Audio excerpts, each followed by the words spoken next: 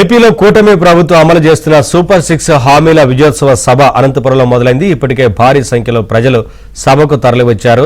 4000 మంది పోలీసులు 40 డ్రోన్లతో ప్రత్యేక బందోబస్తు కల్పిస్తున్నారు.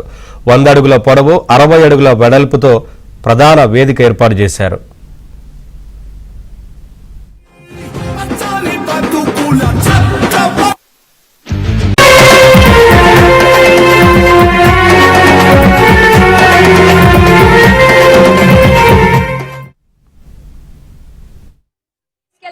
ఏకైక ప్రభుత్వం మన కూటమి ప్రభుత్వం అని నేను గర్వంగా చెప్పుకుంటాను.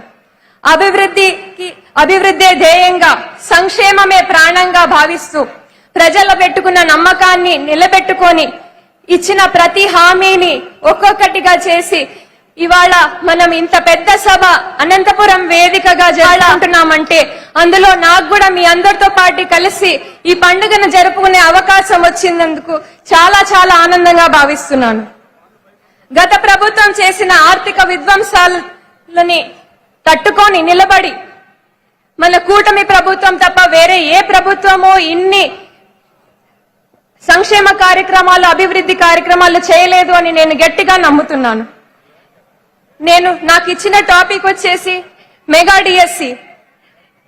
ఏ వ్యవస్థ అయినా, ఏ సమాజమైనా ఆర్థికంగా, సామాజికంగా, సాంకేతికంగా ముందుకు రావాలి అంటే విద్య ఎంతో అవసరమైనది. ఆ విద్య అందరికీ ఇవ్వాలి అంటే ఖచ్చితంగా ఒకవైపు ఇన్ఫ్రాస్ట్రక్చరు, ఇంకో